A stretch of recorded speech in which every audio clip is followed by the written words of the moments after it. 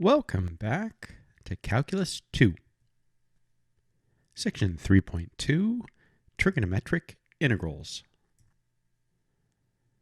We have two topics. We'll start with the products of sine and cosine as integrands. Let's get started. All right. So we've actually done this type of problem before, so let's do a review of one. Capital I is the indefinite integral of integrand cosine x product sine x. This is a straightforward u substitution. We have our choice of u equaling cosine or u equaling sine. The choice of sine of x for u is reasonably preferable as no negative sign is introduced. Du is cosine of x dx, which we can match exactly. Capital I then, as an integral in the variable u, is a very straightforward elementary integral, and we evaluate. Bringing it back to the original variable x, we come up with capital I evaluating as 1/2 sine squared of x plus any constant of iteration.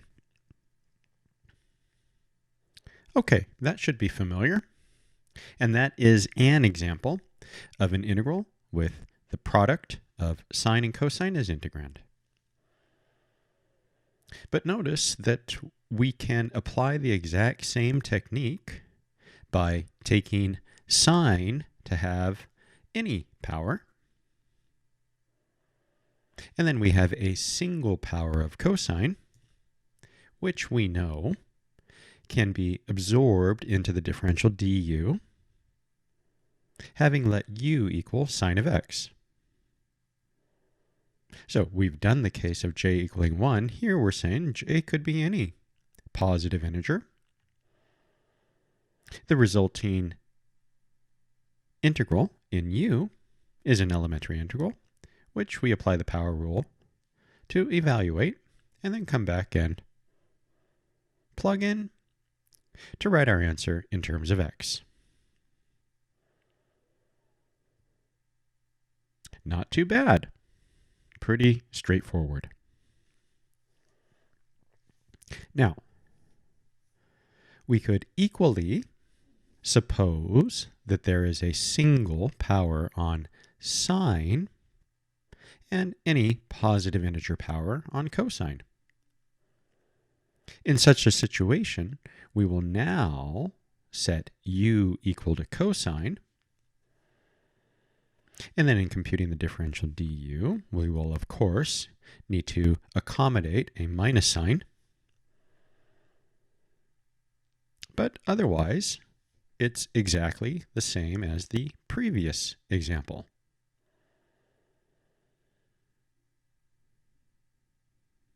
So the integral in terms of u is elementary. We evaluate it out and then come back and substitute back in for our definition of u. Okay, so the takeaway here is that we are requiring a single copy of either sine or cosine to attach to the differential dx. Right? And that's in order to facilitate the differential du. Good. So let's play around with that a little bit.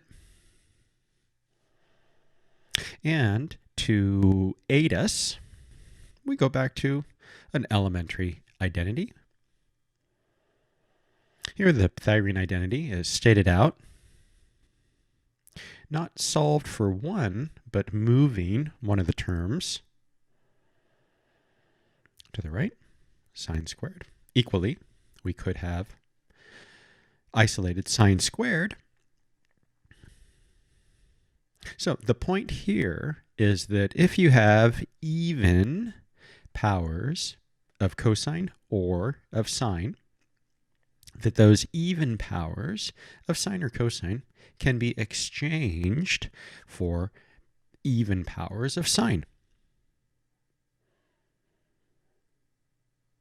All right, so cosine can be swapped out for sines as long as they appear in even powers.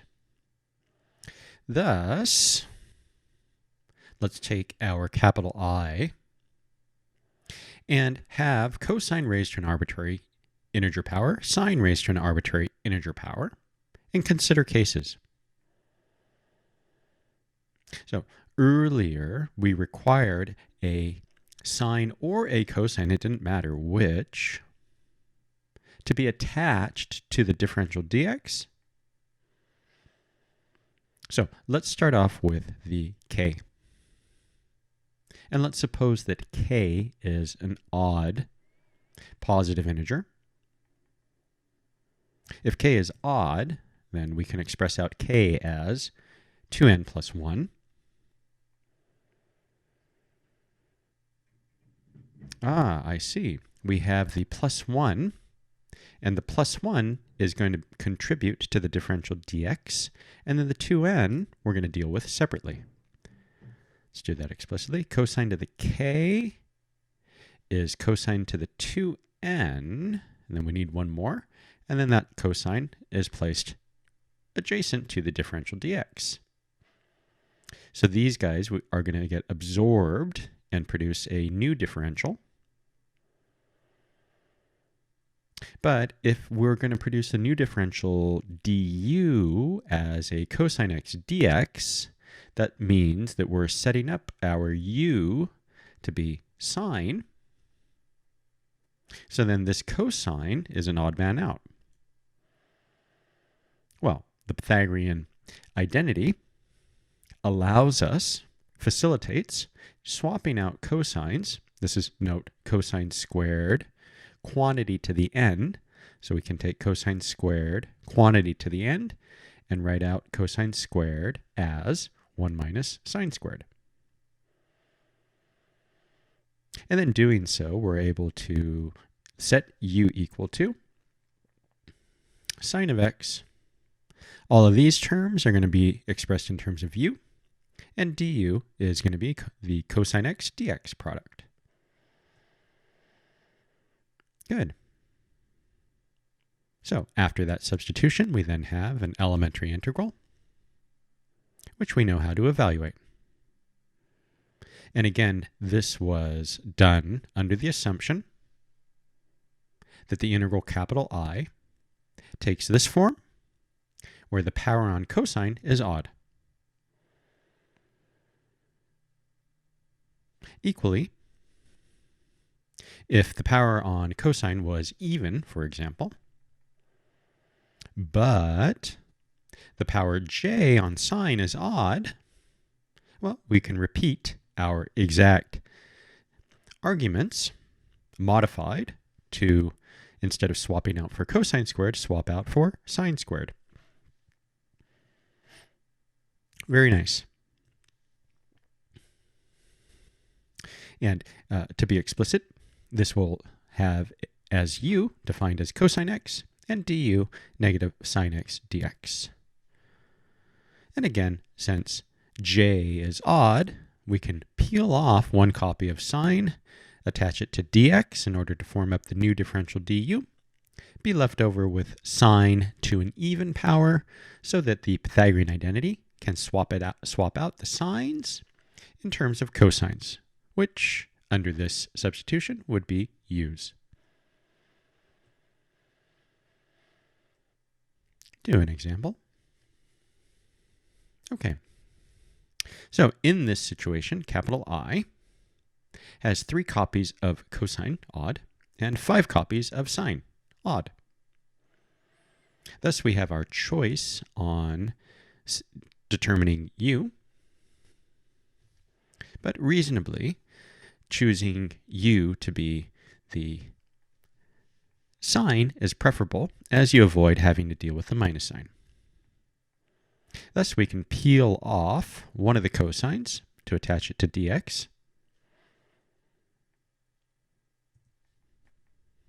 And then the Pythagorean identity can swap out cosine squared for 1 minus sine squared. Fantastic. Now, plug in u equaling sine of x, du being the product cosine of x dx, and come up with capital I as an elementary integral.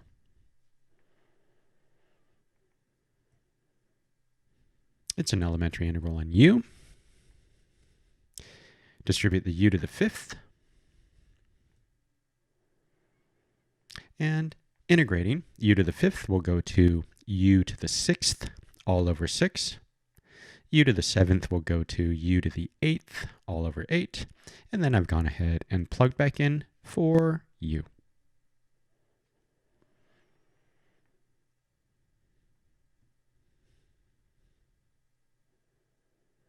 Okay. Now, we made a choice in letting u be sine of x and produced that I, capital I, is this expression in terms of sines. On the other hand, had we decided to choose u equaling cosine of x, we would have pulled off a sine to attach to the dx, and your assignment is to verify that in doing so, you would equally have produced this expression in terms of cosine terms. Well, that's a wonderful thing that you have freedom and flexibility to solve, evaluate in one method or equally in another method. Beautiful. However, it should be popping into your head the question of, well, if I do it this way and I do it that way, I should be getting the same thing. On its face, these do not appear to be the same thing. And that question I'd like you to investigate. Are these two expressions the same expression? On the face, they don't appear to be, but investigate, are they actually the same? Fantastic. Nice. Let's recall the double angle identity for cosine can be used to express out an identity for cosine squared. Right, so this is a rearrangement of a version of the double angle identity for cosine. The double angle identity for cosine can also be expressed out in terms of sine squared, or sine squared can therefore be solved as this expression. Note the name of these two identities, a power reducing. We're going from 2 powers on cosine down to 1 power, or equally 2 powers on sine down to a linear power on cosine. Note that the cost is that the parameter to the function changes from x to 2x. Or if this were cosine squared of 5 theta, then you'd come up with 1/2 on the binomial 1 plus cosine of 10 theta. Okay. Let's see it in action. Do an example. All right. Integrand looks benign enough, sine squared. But stopping to think, well, actually that's not an elementary integral. Aha. We go ahead and we employ the power reduction formula that we can take sine raised to the 2 and express it out in terms of a cosine. So if we do that, capital I becomes 1/2. I've brought it to the front. Integrand, the difference of 1 and cosine of 2x.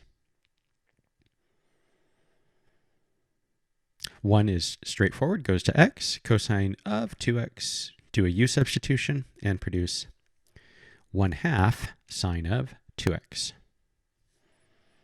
1/2 times a half produces the 1/4.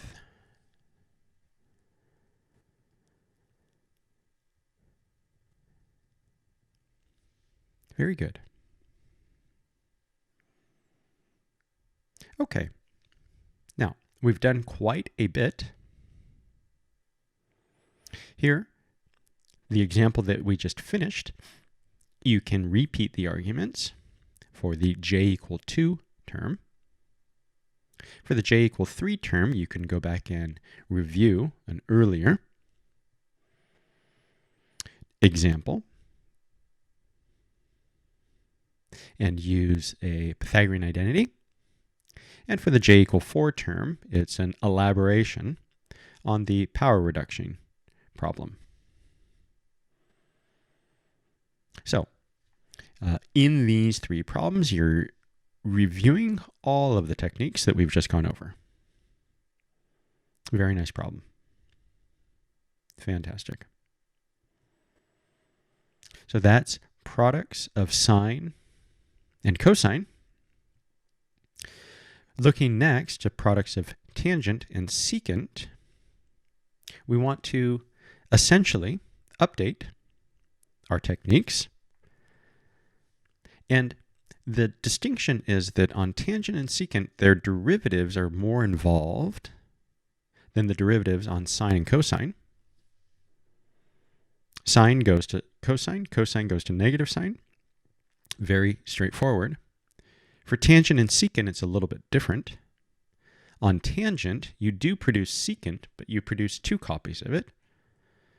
And then secant does produce tangent, but it has a coefficient of secant itself. So these 2 facts gum up the works ever so slightly. So let's see how things are different. Okay.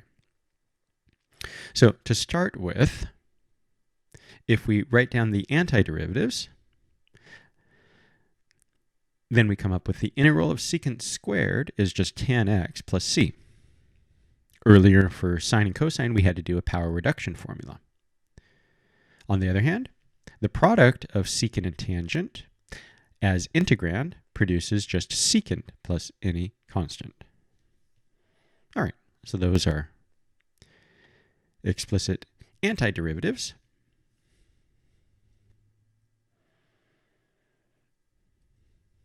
Something more involved. If, on the other hand, we wanted to look at tangent squared,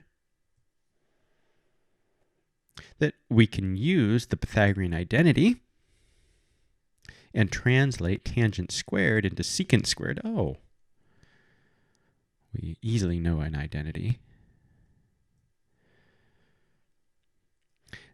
That the integral for secant squared will just be tangent, and the integral of 1 is just x. All right. So knowing that, oh, this is tangent squared, I can easily produce a secant squared, thanks to the Pythagorean identity, is quite useful. Okay. Another example. Now let's try tangent to the power 3 as an integrand.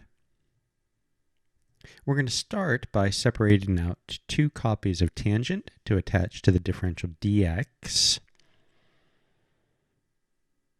Now that may seem counterintuitive, but if we use a Pythagorean identity and change out tangent squared for secant squared minus 1,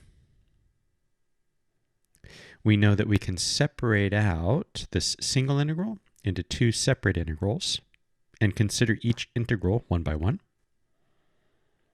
We'll first tackle the integral of tan x secant squared x dx. Oh, well, that's looking pretty good because we know that secant squared is the derivative of tangent x. Thus, we can set u equal tan x. du will then be secant squared x dx. with that substitution, we have an elementary integral. Okay, let's evaluate that out. U goes to u squared over 2.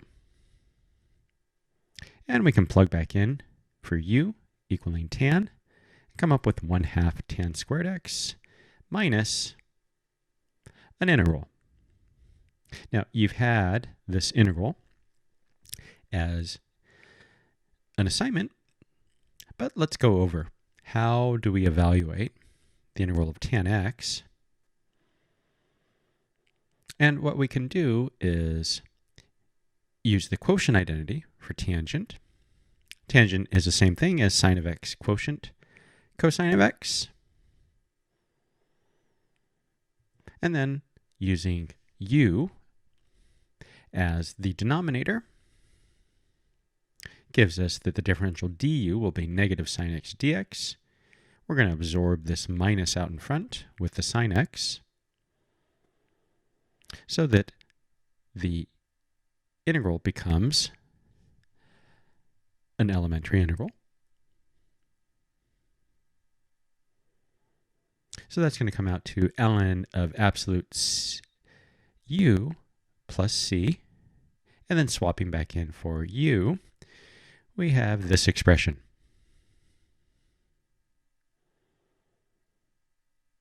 Very good.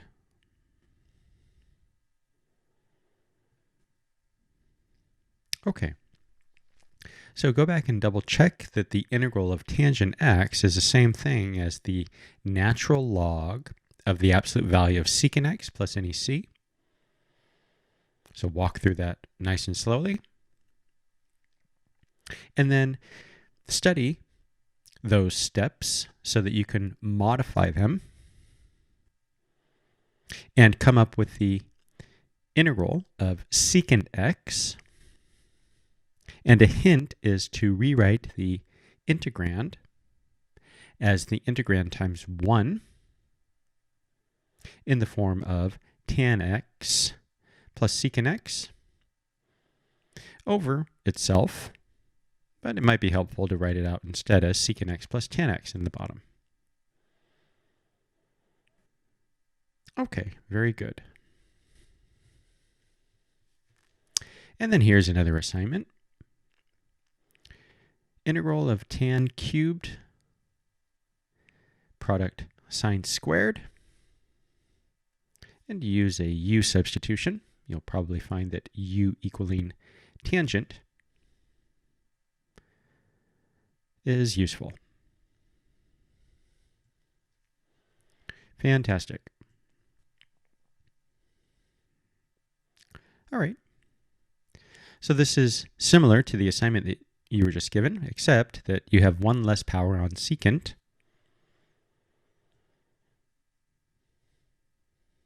Well, you want to think about derivatives of tangent, derivatives of secant, and the derivative of secant is secant x tan x.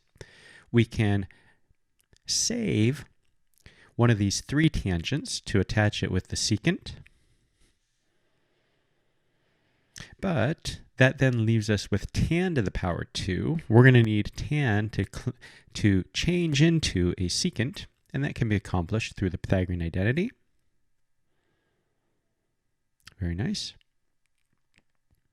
And then we're ready to make the u sub, letting u be secant, then du would be the secant x tan x dx. And with this u substitution, we get an elementary integral.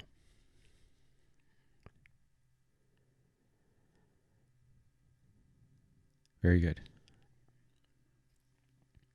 Which we can easily evaluate and return it back to the original variable, x.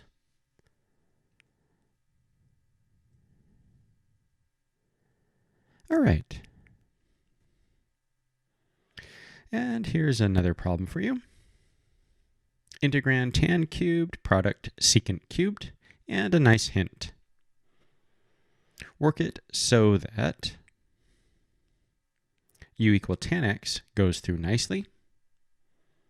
So that means that you're going to have to address secant to the power 3.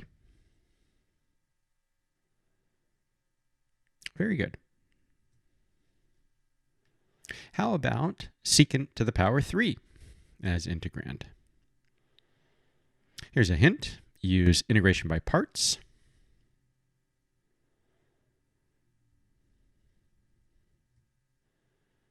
That brings us to the end of this video. Thank you so much for watching. Please like if you find the video helpful, and see you on the next one.